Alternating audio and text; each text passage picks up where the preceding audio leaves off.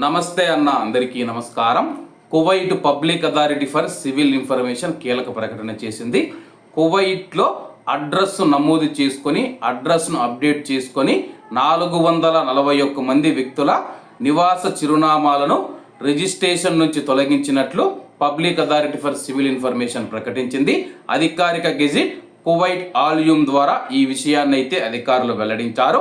ఇంటి యజమానులు ఇచ్చిన సమాచారం ఆధారంగా లేదా సంబంధిత భవనాలు కూల్చివేయబడిన కారణంగా ఈ చిరునామాలను తొలగించినట్లు public authority for civil information తెలిపింది. చిరునామాలు తొలగించబడిన వారు ప్రకటన వెలువడిన తేదీ నుంచి 30 రోజుల్లోగా తమ కొత్త అడ్రస్సులను నమోదు చేసుకోవాలని చెప్పి అధికారులు సూచించారు. అవసరమైన ధృవీకరణ పత్రాలతో public authority for civil information బతాకా కార్యాలయాల్లో లేదా సాహెల్ యాప్ ద్వారా కొత్త అడ్రస్ను అప్డేట్ చేసుకోవచ్చని చెప్పి అధికారులు తెలియజేశారు.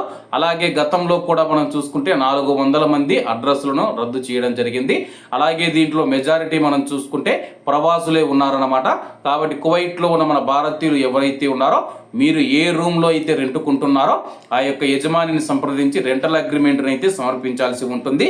నిర్ణీత గడువులోగా మీ యొక్క అడ్రస్ను నమోదు చేసుకోవడంలో విఫలమైతే చట్టం నెంబర్ 32/1982లోని ఆర్టికల్ 33 ప్రకారం ఒక్కొక్కరికి గరిష్టంగా 100 కువైట్ దినార్ల వరకు జరిమానా విధించే అవకాశం ఉందని చెప్పి కువైట్లోని కువైటీ ప్రజలను మరియు ప్రవాసులను public authority for civil information హెచ్చరించింది. కాబట్టి కువైట్లో ఉన్న మన భారతీయులు ఎవరైతే ఉన్నారో తప్పకుండా మీ యొక్క బతాకాలో అయితే అడ్రస్ను అప్డేట్ చేసుకోండి. అడ్రస్ అప్డేట్ చేసుకోకుండా ఉంటే కానీ మీకు 100 దినార్ల జరిమానా విధించే అవకాశం ఉంది. అలాగే చాలామంది అడ్రస్ అప్డేట్ చేస్తాము 100 దినార్లు 150 దినార్లు ఇమ్మని చెప్పేసి మోసం చేస్తూ ఉన్నారు.